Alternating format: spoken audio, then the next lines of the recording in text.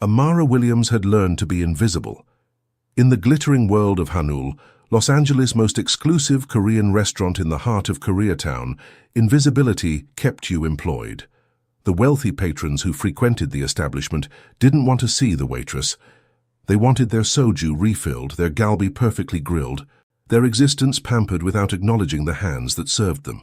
She'd perfected the art over 3 years of double shifts, swallowing her pride along with her exhaustion. Her grandmother's medical bills didn't care about dignity, neither did the rent on their cramped apartment in South LA, where helicopters circled nightly and gunshots punctuated her sleepless nights. But tonight, invisibility shattered. Amara watched the man in the corner booth, the one everyone whispered about, the one whose presence made the manager sweat and the kitchen staff move with military precision. Jae-hyun Lee.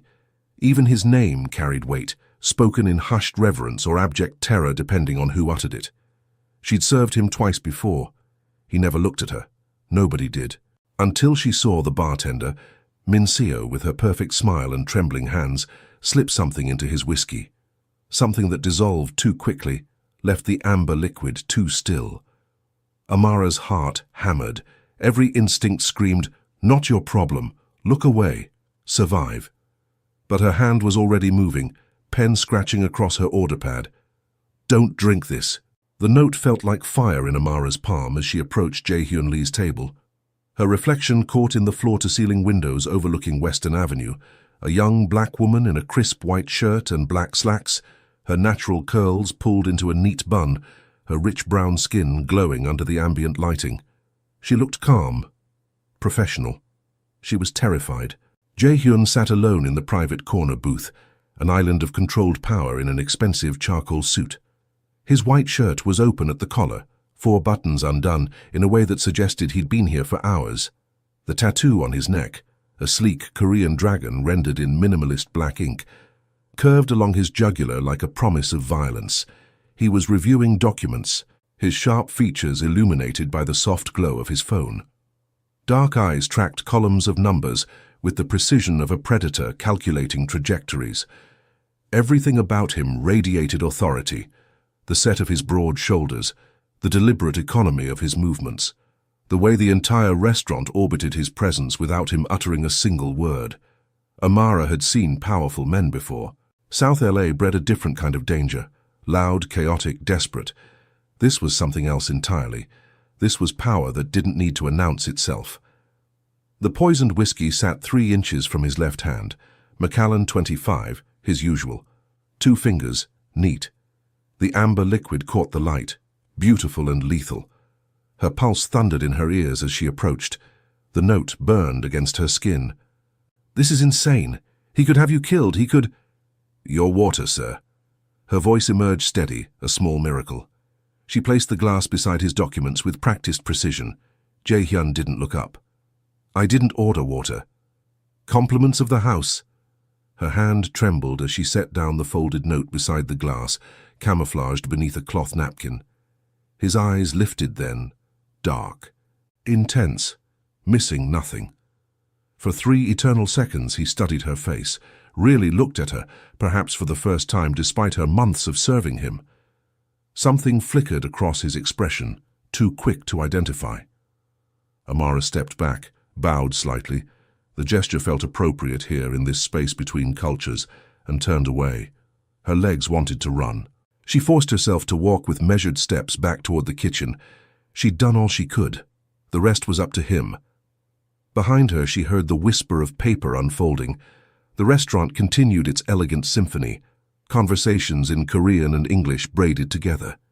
The sizzle of meat on table grills provided percussion. Glassware chimed. Laughter rose and fell like waves. Amara pushed through the kitchen doors, her hands shaking now that she was out of sight. The heat hit her immediately. Industrial stoves blazing, steam rising from pots of bone broth, the intoxicating aroma of gochujang and sesame oil thick in the air. "Table 12 needs more banchan," Chef Park barked without looking up from the grill. "Yes, chef." Amara grabbed the small dishes of kimchi and pickled radish, muscle memory taking over while her mind raced. What did I just do? What the hell did I just— The kitchen doors exploded open. Jae-hyun Lee stood in the threshold, the note clutched in his hand. Every conversation died. Chef Park's spatula froze mid-flip. The sous chefs turned to stone. His gaze locked onto Amara with the precision of a targeting system. "You," her heart stopped. The dishes slipped from her numb fingers, shattering against the tile floor in an explosion of ceramic and fermented vegetables. The sound ricocheted through the sudden silence like gunfire. Her voice evaporated. He crossed the kitchen in 4 strides, moving with the fluid grace of someone trained to kill. The staff scattered. Chef Park actually stepped behind his prep station, as if stainless steel could shield him from whatever was about to happen. Jae-hyun stopped 2 feet away, close enough that Amara could see the individual flecks of black in his dark brown eyes, could smell his cologne. Something expensive with notes of cedar and bergamot. Close enough that the heat radiating from his body mingled with the kitchen's suffocating warmth. "Who put you up to this?" His voice was dangerously soft, each word precisely enunciated with just a trace of an accent, the slight elongation of vowels, the crisp consonants of someone who'd grown up speaking Korean at home and English everywhere else. "No one." Amara's chin lifted despite her terror. "I saw..." "Saw what?" He leaned in, and she caught a glimpse of something beneath the controlled facade. Not anger, something more complex. "Be very careful how you answer." The truth tumbled out before she could stop it. "The bartender, Minseo, she put something in your drink when she thought no one was watching, but I was refilling the water station and I saw..." Amara's breath came faster. "I saw the powder, the way it dissolved, and I couldn't..." Jae-hyun's jaw tightened. He turned his head slightly, addressing the kitchen without releasing her from his gaze. "Everyone out, now." The exodus was immediate. Chef Park didn't even remove his apron, just fled with his entire staff through the back exit, like roaches scattering from light. Within seconds, Amara stood alone with the most dangerous man in Koreatown in an empty kitchen that suddenly felt far too small. "Show me your hands," Jae-hyun commanded. Confused, Amara raised them, palms up. They were shaking. He studied them for a long moment. Her slender brown fingers, the calluses from years of service work, the small burn scar on her right thumb from an accident with a steam tray. His own hand rose, and Amara flinched involuntarily. Jae-hyun paused, something unreadable crossing his features. Then, with deliberate slowness, he grasped her right hand. His palm was warm, his grip firm, but not painful. His thumb traced across her knuckles and electricity shot up her arm.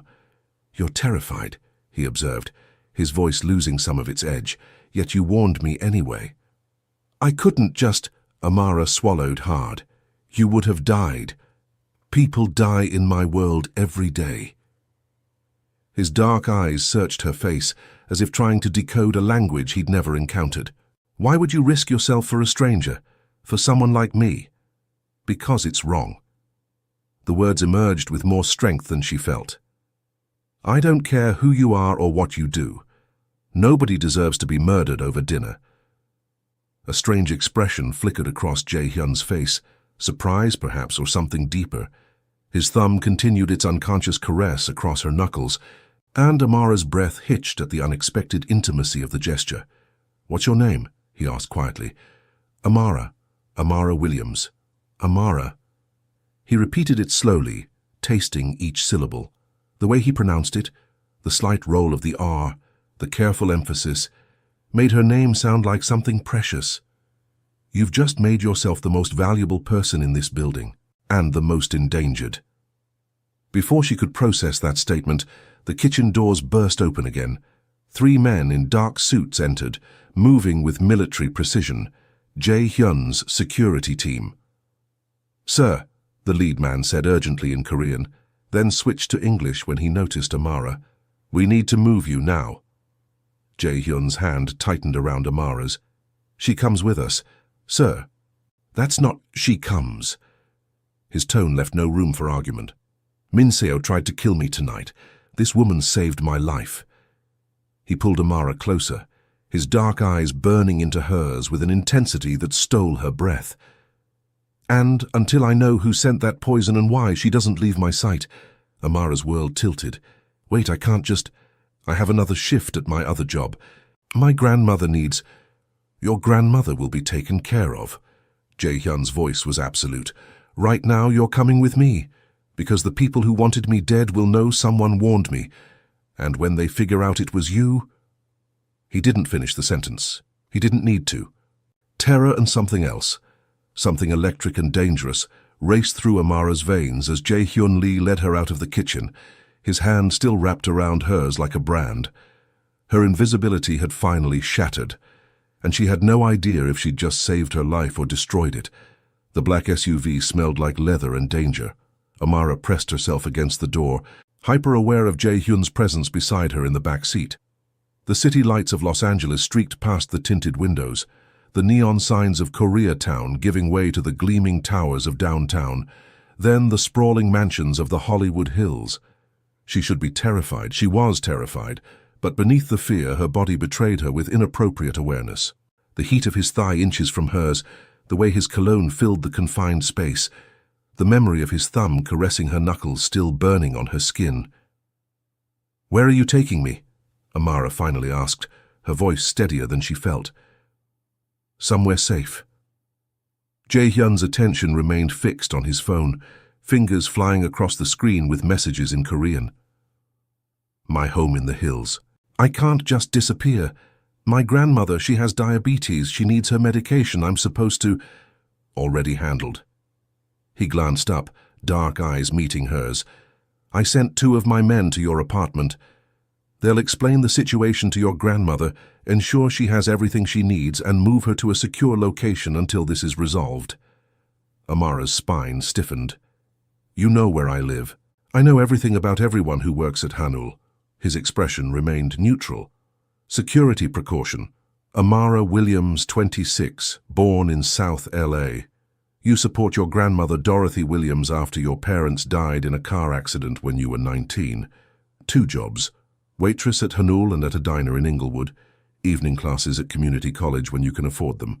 Nursing degree, currently on hold due to finances." He paused. "You take the bus 3 hours every day because your car broke down 6 months ago and you can't afford repairs." The casual recitation of her life should have felt invasive. Instead, something in his tone, not mocking, almost respectful, took the edge off. "You do your homework." "I'm alive because I do my homework." Jae-hyun set down his phone, giving her his full attention. The intensity of his gaze in the close quarters made her skin prickle with awareness. "What I don't understand is why you risked everything to warn me. You don't know me." "I know enough." Amara met his eyes despite her racing pulse. "I know people are scared of you. I know the manager sweats bullets whenever you come in. I know the kitchen staff draws straws to see who has to serve your table. Yet you approached me anyway. Someone had to." A muscle in his jaw ticked. "Most people would have let me drink." "I'm not most people." "No." His voice dropped lower, intimate in the darkness. "You're not." The SUV climbed into the Hollywood Hills, winding through streets lined with gates and security cameras. When they finally stopped, Amara stared through the window at a modern mansion that seemed to float above the city. All glass and clean lines, glowing from within like a jewel box. "This is yours?" she breathed. "One of several properties." Jae-hyun exited the vehicle, then offered his hand to help her out. The gesture was unexpectedly courteous, at odds with everything she knew about him. Amara hesitated, then placed her palm in his. That same electric current shot through her arm. His fingers closed around hers, warm, strong, steady, and she found herself pulled gently from the car. The mansion's interior took her breath away.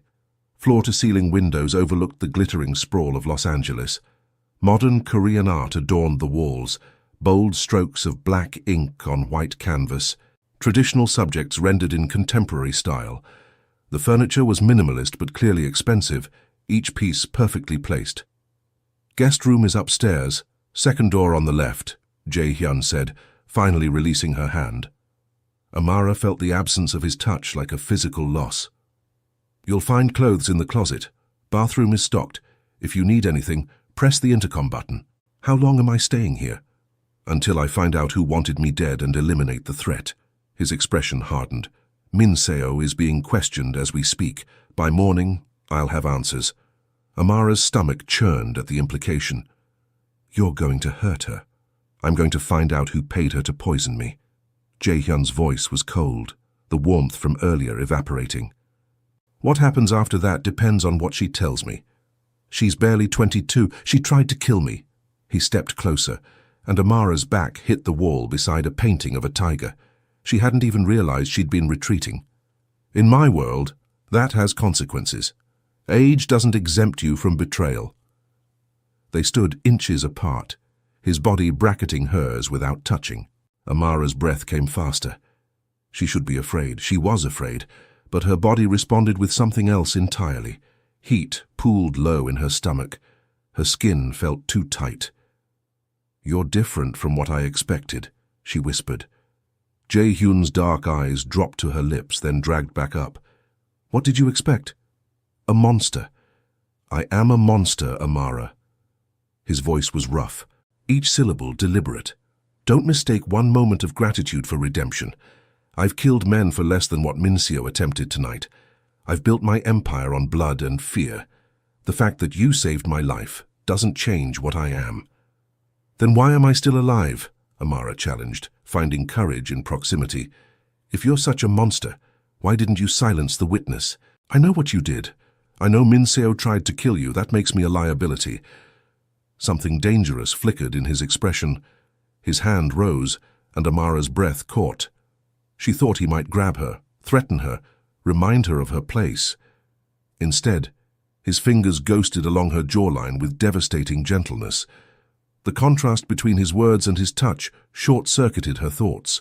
How you want to know why you're still alive? His thumb traced her lower lip, barely making contact, and electricity exploded through her nervous system. Because when I looked into your eyes tonight, I saw something I haven't seen in 10 years, something I'd forgotten existed. What? The word barely formed. Fear without malice. Courage without calculation. His gaze held hers captive. You didn't warn me expecting a reward. You didn't do it to gain leverage or curry favor. You did it because you couldn't stand by and watch someone die, even someone like me. That kind of goodness. He leaned closer, his lips nearly brushing her ear. It's dangerous in my world, Amara. It makes you a target. Then let me go, she breathed, even as her body betrayed her by arching slightly toward him. No, the word was absolute. He pulled back just enough to meet her eyes, and what she saw there stole her remaining breath. Hunger, possession, something raw and barely controlled. You're mine to protect now, whether you like it or not. Before Amara could respond, his phone buzzed. Jae-hyun stepped back, the spell breaking. He answered in rapid Korean, his expression hardening with each word. When he hung up, his jaw was tight. Minseo's dead. Cyanide capsule in her tooth. She bit down before my men could stop her. Amara's hand flew to her mouth. Oh my God! Whoever sent her didn't want her talking. Jae-hyun's eyes were black ice. This wasn't about me. This was about sending a message. He turned to face her fully, and the predator was back in full force. And you, Amara Williams, are now the only witness to an attempted assassination, which means whoever ordered this will come for you next. His phone buzzed again. He glanced at the screen and his expression transformed into something terrifying. What? Amara whispered. Jae-hyun's voice was deadly quiet. They just firebombed your grandmother's apartment. Amara's scream tore through the mansion. No, please, my grandmother. She's safe. Jae-hyun gripped her shoulders, his face suddenly close to hers. Listen to me. She's safe. My men moved her 2 hours ago. The apartment was empty when they hit it. Relief crashed through Amara so violently, her knees buckled. Jae-hyun caught her, pulling her against his chest. His arms wrapped around her solid and secure, and for a moment she stopped thinking, stopped analyzing, just pressed her face into his expensive suit and shook. They could have killed her, she choked out, because I saved you. Because I didn't die when I was supposed to. His hand moved to the back of her neck, fingers threading through the hair at her nape with surprising gentleness. This is on me, not you, you understand? Whatever happens now, it's my war. You're just caught in the crossfire. Amara pulled back enough to look at him, anger cutting through her terror. Then let me go, let me disappear. I can take my grandmother and what? His grip tightened. Run? With no money, no resources, from people who just proved they know where you sleep at night. His dark eyes burned into hers. They'll find you. They'll use you to hurt me, and when they're done, they'll kill you both just to clean up loose ends. So what? I'm just supposed to stay here, your prisoner? My protection. The correction was sharp. There's a difference. Is there? Amara shoved against his chest. Jae-hyun released her, but only by a step, still close enough that she had to tilt her head back to hold his gaze. Because it feels like I've traded one cage for another. Would you prefer the alternative? His voice turned cold. Would you like me to dump you back at that apartment, what's left of it, and let you fend for yourself against professional killers? I'd prefer a choice. You made your choice when you wrote that note. The words cut like glass. The moment you warned me, you stepped into my world. You don't get to step back out just because you don't like the view. They stood toe-to-toe, breathing hard, the air between them crackling with tension. That had nothing to do with anger and everything to do with the way his eyes kept dropping to her lips. The way her body leaned toward his despite her fury. Amara's phone, still somehow in her pocket, buzzed. She yanked it out, desperate for any distraction from the magnetic pull of Jae-hyun Lee. Unknown number. We know you warned him. Give us what we want, or your grandmother burns next. We know exactly where she is. The blood drained from Amara's face. She thrust the phone toward Jae-hyun with a trembling hand. He read the message, his expression turning to stone. When did this come through? Just now. How did they? Your men moved her. You said she was safe. She is safe. But uncertainty flickered across his features for the first time. He pulled out his own phone, barked orders in Korean. The conversation was rapid, harsh. Amara caught only fragments. Grandmother and location, and what sounded like multiple profanities. When he hung up, his jaw was granite. They're bluffing. My safe house hasn't been compromised. You don't know that. I know my security, but his hand was already moving, dialing another number. I'm having her moved again.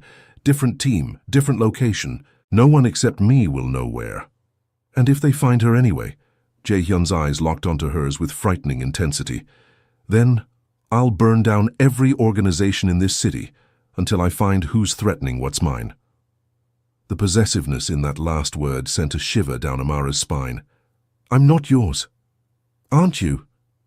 He moved closer, forcing her back against the window. The glass was cool against her shoulders. Los Angeles glittered below, oblivious to the dangerous man crowding her space. You saved my life. That creates a debt. In Korean culture, in my culture, that debt is absolute. Your life is now tied to mine, whether you want it or not. That's insane. That's reality. His palm pressed against the glass beside her head. And since your life is tied to mine, anything that threatens you threatens me. Your grandmother, mine to protect. Your safety, mine to ensure. You. His free hand cupped her jaw, thumb stroking her cheek with devastating tenderness. Mine to keep. Amara's breath came in short gasps. You can't just claim people. I just did. His face was inches from hers, his voice dropping to a rough whisper. And if you're honest with yourself, you'll admit you feel it too, this connection. It started the moment our eyes met across that restaurant. That's just adrenaline, fear, survival instinct. Is that what's making your pulse race right now? His thumb moved to her throat, pressing lightly against the hammering vein. Fear? Or something else? Amara hated that he was right. Hated the heat pooling in her core, the way her body responded to his proximity like a match to gasoline. This man was dangerous, a criminal, someone who just casually discussed killing people, and she wanted him with an intensity that terrified her more than any threat. This is wrong, she whispered. Probably. His lips ghosted along her jawline, not quite touching, close enough to feel his breath. Does that make you want it less? Before Amara could answer, Before she could make the catastrophic mistake of closing the distance between them, Jae-hyun's phone erupted with a shrill alarm. He pulled back instantly, swiping the screen. His expression transformed from hunger to lethal focus in a heartbeat. Someone just breached the perimeter. What? Stay here. He was already moving toward the door, pulling a gun from somewhere beneath his jacket. The weapon looked natural in his hand, an extension of his body. Lock this door. Don't open it for anyone except me. Jae-hyun! He paused at the threshold, looking back at her. For one moment, the mask cracked. She saw the man beneath the monster, someone who'd learned to survive through violence, who'd built walls so high he'd forgotten what existed beyond them. Someone who looked at her like she was oxygen, and he'd been drowning. I won't let them touch you, he said quietly. I promise. Then he was gone, the door clicking shut behind him. Amara locked it with shaking hands, then pressed her ear against the wood. She heard footsteps, voices, Jae-hyun's security team mobilizing, the sharp bark of orders in Korean, then gunfire. The sound cracked through the mansion like thunder, and Amara's heart stopped. More shots, rapid succession, shouting. Something shattered. Glass or ceramic, impossible to tell. Silence fell like a guillotine. Amara counted her heartbeats. 10, 20, 50. Her hand hovered over the lock. Every instinct screamed to hide, to stay safe behind the door. But what if Jae-hyun was hurt? What if he was... The door handle rattled. Amara backed away, searching desperately for a weapon. Her hand closed around a heavy glass vase on the side table. Amara, Jae-hyun's voice, rough and urgent. Open the door, now. She rushed forward, unlocking it. Jae-hyun pushed inside, blood streaking his white shirt. Amara's vase clattered to the floor. You're hurt. Not my blood. He locked the door behind him, his dark eyes wild. We need to leave, now. They sent a hit squad, 6 men, professional. He grabbed her hand. Whoever wants me dead just declared war. Where do we go? Jae-hyun's smile was sharp and dangerous. Somewhere they'll never think to look. Somewhere I can keep you close while I hunt down every single person involved in this. He pulled her toward the back of the house, and Amara ran, her hand wrapped in his, her world narrowing to one truth. She'd saved a monster's life, and now that monster would do anything to keep her alive, even if it meant burning Los Angeles to the ground. The safe house was nothing like Jae-hyun's mansion. Located in a nondescript building in Inglewood, it consisted of a single room with reinforced walls, basic furniture, and enough weapons to start a small war. Amara sat on the bed, the only bed, while Jae-hyun paced like a caged tiger, phone pressed to his ear. He'd been making calls for 2 hours, Korean, English, what sounded like Japanese. His white shirt hung open, revealing the muscled planes of his chest and abdomen. The dragon tattoo on his neck seemed to writhe in the dim light. Amara forced herself to look away, focusing instead on her own phone. A text from an unknown number had come through 20 minutes ago. Unknown. Your grandmother is safe with us. We'll make you a deal, information for her life. She'd shown it to Jae-hyun. He'd made 3 more calls, then assured her it was a bluff. His team confirmed her grandmother was secure in a location known only to him, but doubt gnawed at Amara's gut. You should sleep, Jae-hyun said, finally ending his call. It's 3 in the morning? I can't. Amara gestured at the single bed. Where are you sleeping? I'm not. He moved to the window, peering through the blinds at the street below. Someone needs to keep watch. You haven't slept in almost 24 hours. I've gone longer. His tone suggested the conversation was over. Amara stood, crossing to stand beside him. Tell me the truth. Is my grandmother really safe?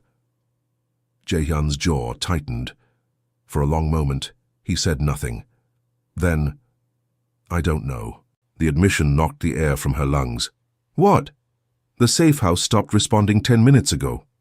He turned to face her, and the raw emotion in his eyes stole her breath. I've sent a team to check, but if they've been compromised... He didn't finish. Oh, God. Amara's legs gave out. Jae-hyun caught her, lowering them both to the floor, his back against the wall, her cradled against his chest. She should pull away. She couldn't. I'm sorry. His voice was rough against her hair. I promised to keep her safe. I'm failing you. This isn't your fault. It's exactly my fault. His arms tightened around her. Everything I touch turns to blood and ash. I should have let you walk away. Should have protected you by erasing you from this. By killing me. The question emerged without heat. By making you disappear so completely even I couldn't find you. His hand stroked down her back, the gesture unconscious, comforting. Give you a new identity, new life. Send you somewhere far from Los Angeles, far from me. Why didn't you? The silence stretched. Then, so quietly, she almost missed it. Because I'm selfish. Because the moment you looked at me with those eyes, no judgment, no calculation, just pure fucking courage, I knew I'd never let you go. Amara tilted her head back to meet his gaze. The naked hunger there should have frightened her. Instead, heat exploded through her body. Jae-hyun! His phone buzzed. He answered in Korean, his expression transforming from vulnerable to lethal in a heartbeat. The conversation was brief, sharp. When he hung up, his eyes were black ice. What? Amara whispered. Your grandmother is safe, but we have a problem. He stood, pulling her to her feet. My second-in-command just confessed. He's the one who orchestrated the assassination attempt. Amara's world tilted. What? Why? Because I've been going legitimate, cleaning up operations, cutting ties with trafficking and drugs. Jae-hyun's voice was flat, emotionless, the control of a man barely containing rage. Some of my organization thinks I've gone soft. They wanted me dead before I could dismantle what my father built. Your father?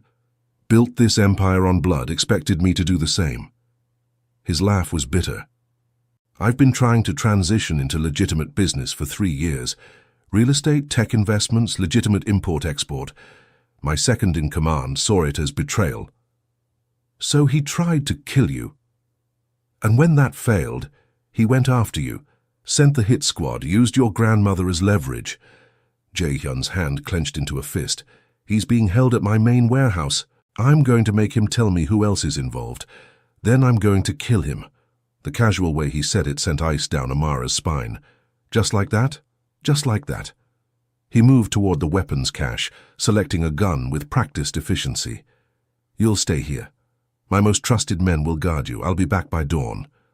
No. Jae-hyun turned, surprise flickering across his features. No? I'm coming with you. Amara stood, shoulders squared despite her terror. If this is about me, if people are dying because I warned you, then I deserve to see it through. Absolutely not. It's too dangerous. My life is already in danger.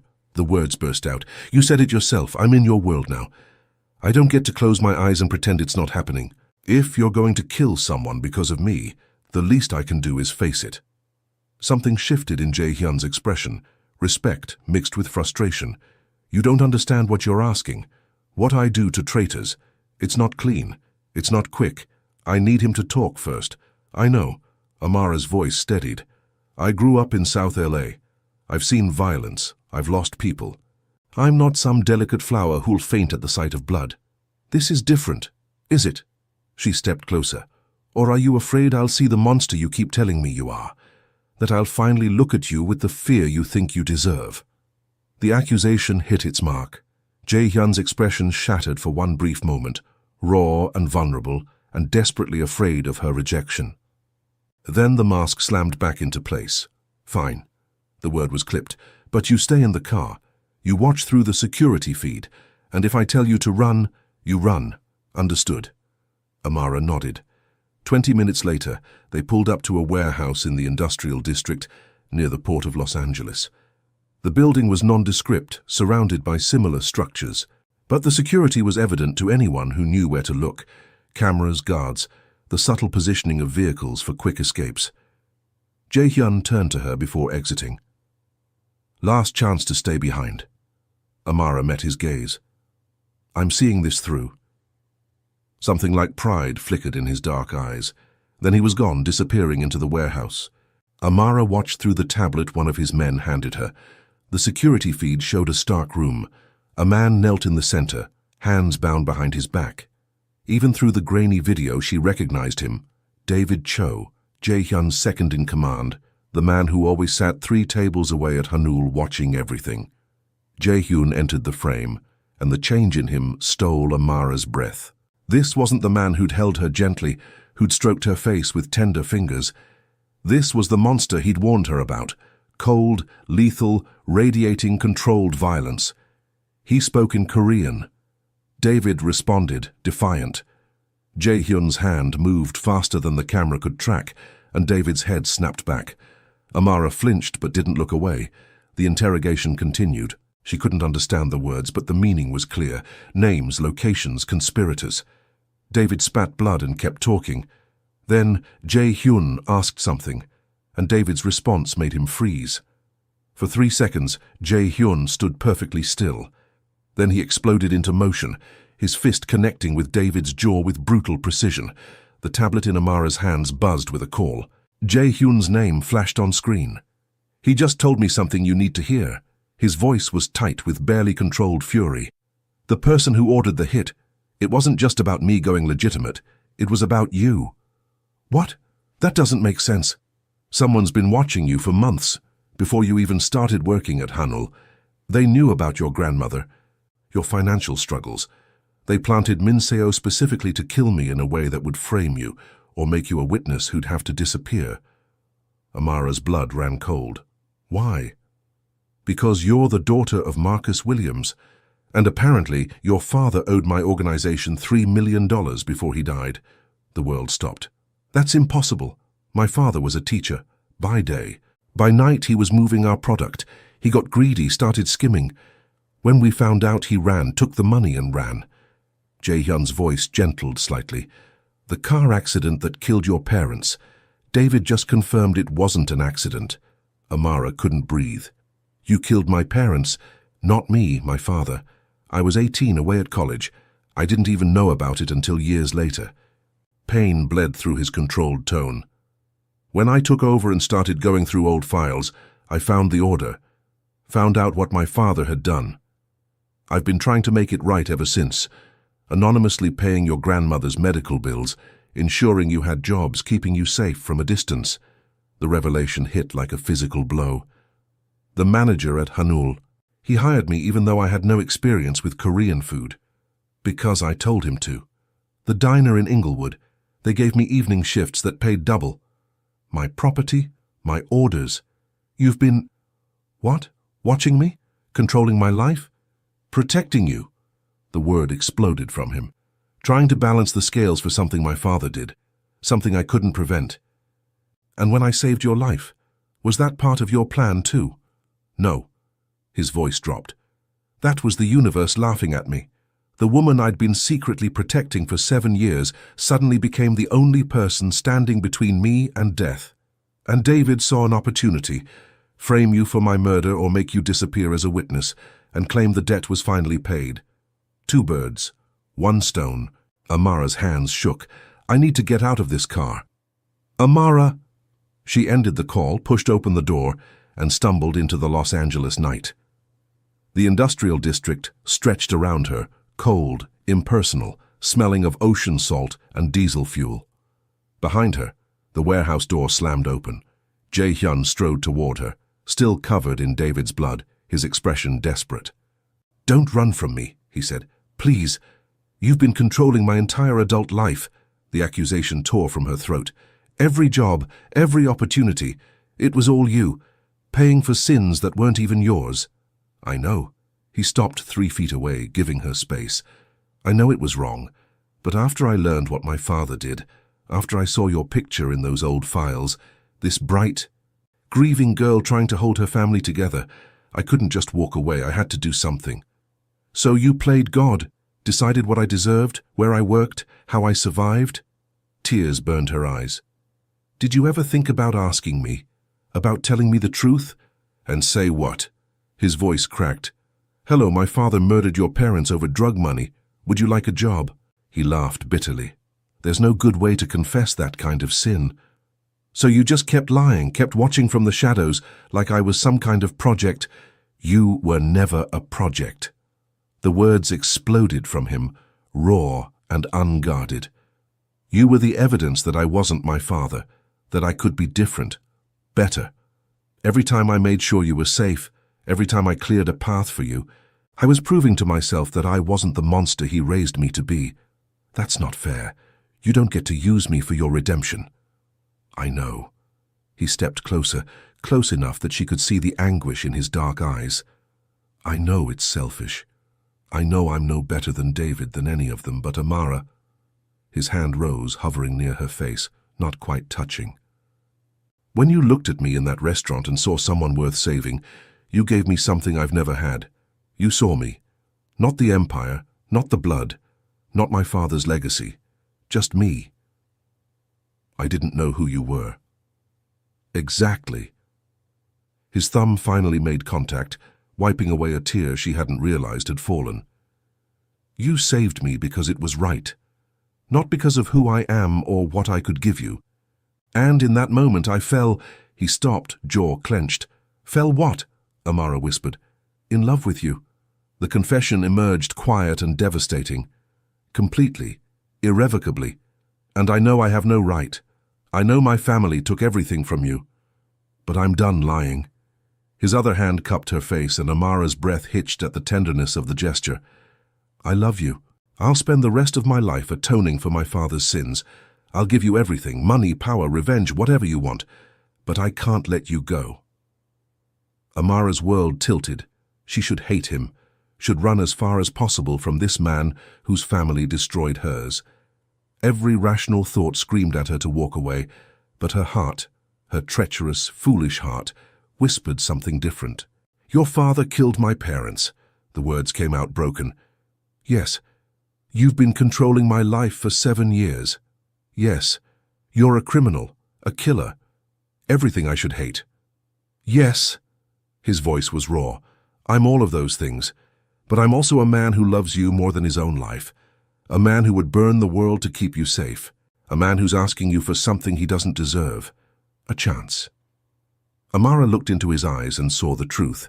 Jae-hyun Lee was a monster, but he was her monster now, whether she wanted him or not. Don't drink this, she whispered, echoing the note that started everything. His expression cracked open. What? That's what I wrote. Don't drink this. 3 words that changed everything. She pressed her palm against his chest, feeling his heart race beneath. If I hadn't written them, you'd be dead. David would have won, and I'd never know the truth about my parents. Amara, I should hate you. Her voice strengthened. I should walk away and never look back, but I can't.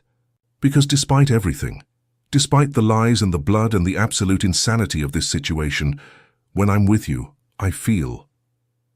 She struggled for the word. Alive. Hope flared in his dark eyes. Does that mean? It means I'm giving you a chance. One chance. She grabbed his shirt, pulling him down to her level. But no more lies. No more secrets. You want me. Then you get all of me, my questions, my anger, my grief, everything, and I get all of you, the good and the monster. Deal? Deal. The word was a vow, then his lips crashed against hers, and Amara's world exploded into sensation. The kiss was desperate, consuming, tasting of blood and tears and promises neither of them could keep. His hands tangled in her hair, pins scattering, releasing her natural curls. She pressed closer, 7 years of grief and anger and impossible longing pouring into the connection. When they finally broke apart, both breathing hard, Jae-hyun's forehead rested against hers. I love you, he breathed in Korean. Saranghae, saranghae. Then in English, I love you, Amara Williams, my salvation, my damnation, mine. Before she could respond, gunfire erupted from inside the warehouse. Jae-hyun shoved her behind him, gun appearing in his hand. His men poured from the building, shouting in Korean. Through the chaos, one word rose clear: ambush. The next 30 seconds unfolded in chaos. Jae-hyun's security team formed a protective circle, weapons drawn. More gunfire erupted, from the rooftops, the surrounding warehouses, everywhere at once. Get her to the car! Jae-hyun barked, shoving Amara toward his closest guard. "I'm not leaving you. Go!" His eyes met hers for one burning moment. "Trust me, I'll find you." Then he was gone, moving toward the threat with lethal grace. Amara's guard, a young Korean-American named Chris, grabbed her arm and ran. Bullets pinged off metal. Someone screamed. The smell of gunpowder choked the air. They reached the SUV. Chris shoved Amara inside, then collapsed, blood blooming across his chest. "No!" Amara lunged for him, but he pushed her back. "Drive!" he gasped, pressing keys into her palm. "Northwest corner, safe house, address in GPS, go." "I can't just... He needs you alive." Chris's eyes were urgent.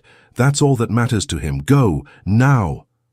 Amara's hands shook as she slid into the driver's seat. She'd learned to drive in her father's old Corolla, but that was before she knew who her father really was, before everything became a lie. She gunned the engine and fled. The GPS led her through industrial streets, then onto the 105 freeway.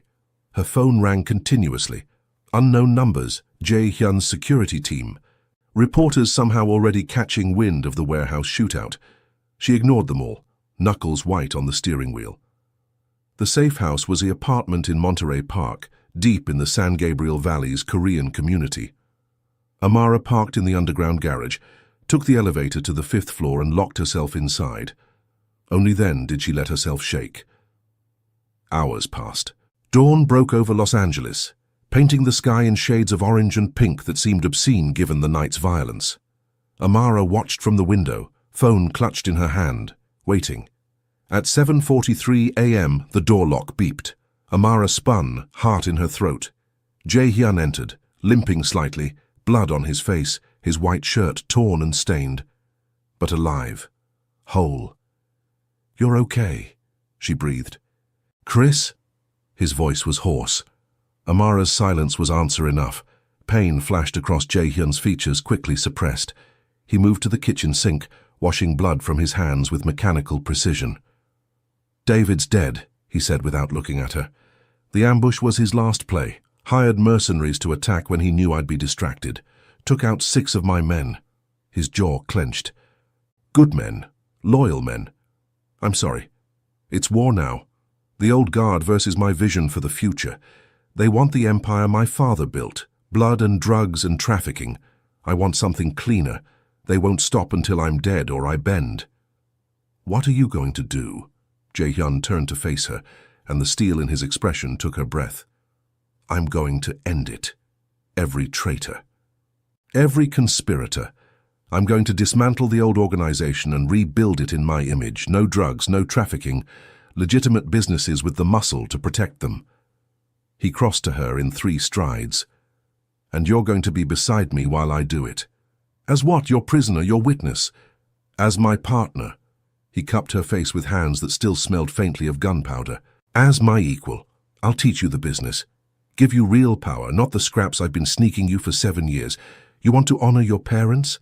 Build something that actually helps people?" His eyes burned into hers. "Do it with me. Transform this empire into something good."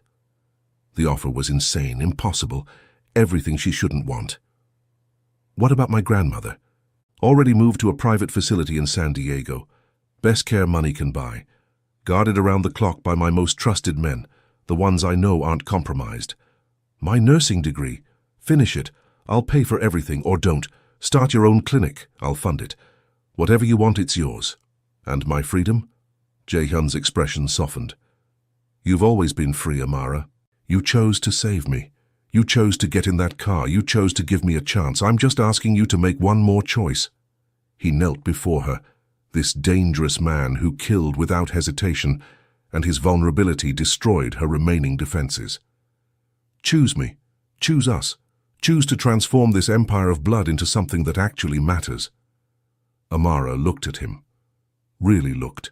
Past the violence and the lies and the impossible circumstances, she saw a man trying to escape his father's shadow, a man who'd spent 7 years secretly protecting her out of guilt that wasn't even his to carry, a man who looked at her like she was salvation itself. "I barely know you," she whispered. "Then learn me." His hands grasped hers. "I'll tell you everything. My first kill. My worst regrets. every scar and where it came from. No more secrets. You'll tell me about my father, the truth. All of it, the good and the bad, what he did, why he did it, how my father found out. Pain flickered in his eyes.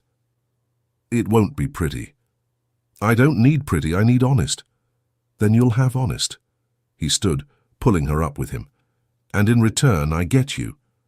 Your brilliant mind, your impossible courage, your belief that someone like me can be worth saving. Amara's phone buzzed. She glanced at the screen, a text from an unknown number. Unknown. Final offer. Walk away now. Take your grandmother and disappear. We'll give you 5 million and our guarantee of safety. Or stay with Jae-hyun Lee and die in the crossfire. Choose wisely. You have 24 hours. She showed Jae-hyun the message. His expression turned arctic. David's allies making one last play for your cooperation. They're offering me everything I need. Money. Safety. A way out. Yes. His voice was carefully neutral, but his eyes betrayed him.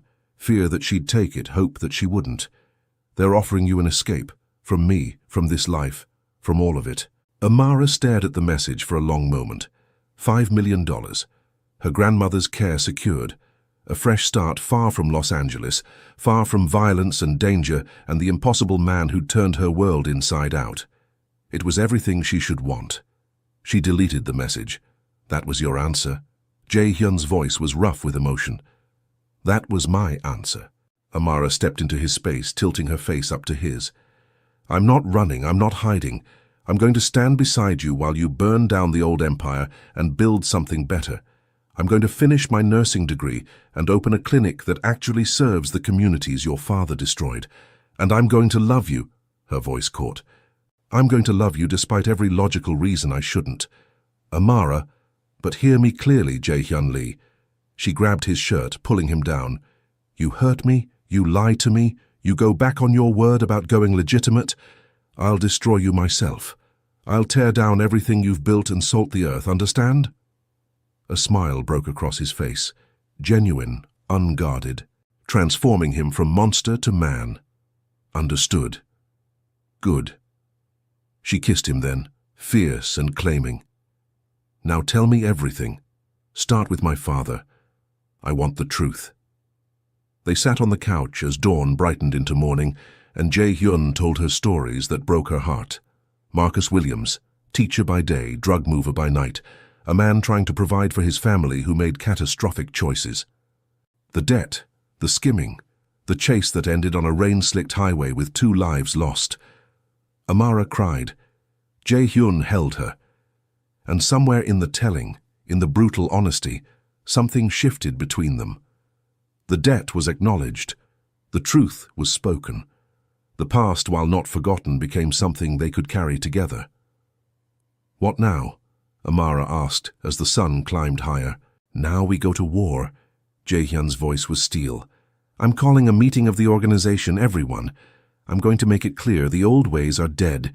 Anyone who can't adapt leaves or dies. No middle ground. That's going to make you a lot of enemies.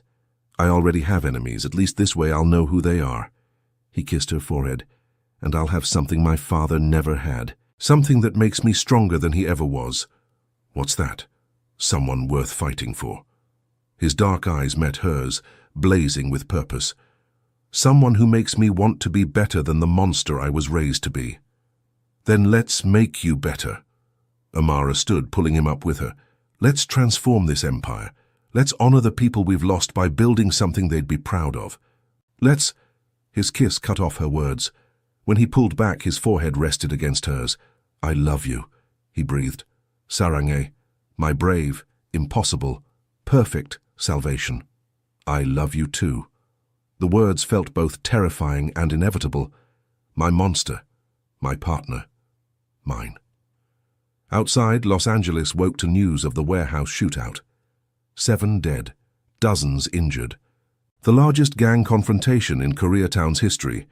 Inside, 2 people stood on the precipice of war, holding each other like lifelines. The empire would burn. Blood would flow. Enemies would rise from shadows.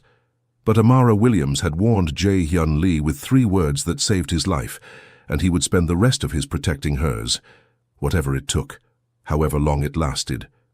Together, they would transform an empire of blood into something worth believing in, or die trying. The clinic opened on a Tuesday in March, exactly 1 year after Amara had written a note that changed everything. Located in South LA, just blocks from where she'd grown up, the Williams Memorial Health Center offered free medical care to anyone who walked through its doors. No questions asked. No insurance required.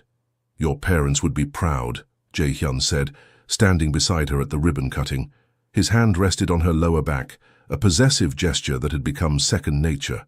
The dragon tattoo on his neck was visible beneath his open collar. White shirt, 4 buttons undone, tailored slacks. Still dangerous, still powerful, but transformed by the woman beside him. Amara smiled, adjusting the engagement ring on her finger. A simple band of platinum with a single diamond. Nothing ostentatious, just a promise made real. They'd probably have a heart attack if they knew who I was marrying. Too late to back out now. His voice dropped to that intimate rumble that still made her knees weak. You're stuck with me, Dr. Williams. She'd finished her degree 6 months ago, working through the chaos of Jae-hyun's war against the old guard. The conflict had been brutal. 3 attempts on their lives, countless betrayals, allies won and lost. But they'd survived, transformed the Lee organization into something that operated in the grey space between legal and legacy. Her grandmother sat in the front row, healthy and radiant, holding court with the neighborhood women who'd come to see Dorothy's grandbaby's big day. You ready for this? Jae-hyun asked. Amara looked at the crowd, her community, her people, the ones she'd survived for, then at the man beside her, former monster, current love, future husband. I warned you not to drink that poison, she said softly. His smile was devastating. Best warning I ever ignored. You didn't ignore it, you listened, you changed, you became worth saving. Because of you. He kissed her temple, gentle despite his capacity for violence. Always because of you. The ribbon fell. The clinic opened. And in the heart of South LA, an empire built on blood transformed into something resembling hope. 3 words had started it all. Don't drink this. 2 words sustained them now. I do. And they had forever to build something beautiful from the ashes of the past.